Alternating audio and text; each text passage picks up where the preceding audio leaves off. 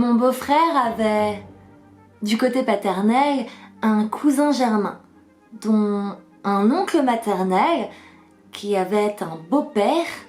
dont le grand-père avait épousé en secondes noces une jeune indigène, dont le frère avait rencontré dans un de ses voyages une jeune fille dont il s'était épris,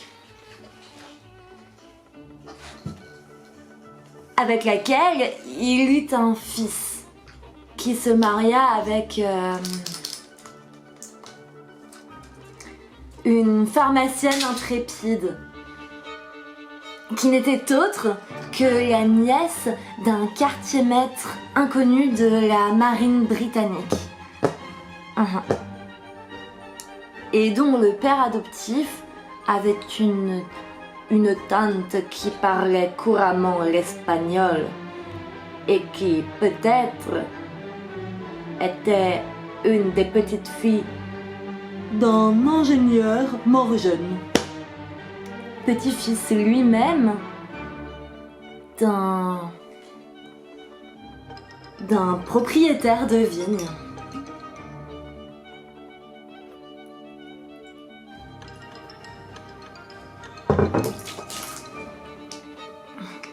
Dont on tirait un vin médiocre, mais qui avait un petit cousin, casanier, adjudant, dont le fils avait épousé une bien jolie jeune femme, divorcée, dont le premier mari était le fils d'un sincère patriote.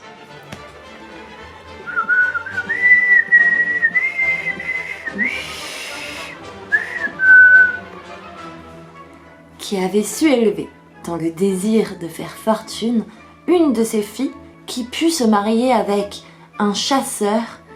qui avait connu Rothschild.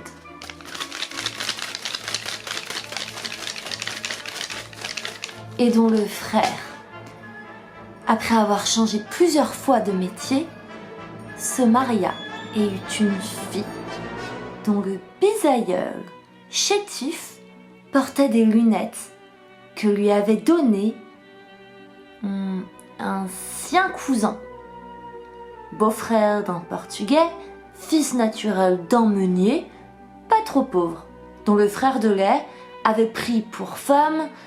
la fille d'un ancien médecin de campagne, lui-même frère de lait du fils d'un laitier, lui-même fils naturel un autre médecin de campagne, marié 3 fois de suite, dont la 3e femme était la fille de la meilleure sage-femme de la région et qui, veuve de bonheur, s'était remariée avec un vitrier plein d'entrain et qui avait fait à la fille d'un chef de gare un enfant qui avait su faire son chemin de vie et qui avait épousé une marchande de 9 saisons dont le père avait un frère, maire d'une petite ville, qui avait pris pour femme une institutrice blonde, dont le cousin, pêcheur à la ligne,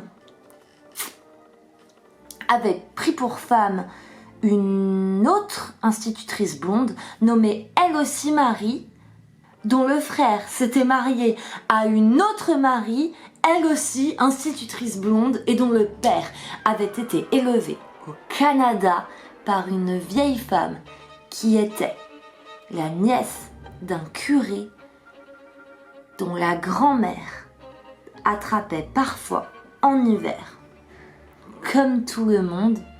un rhume.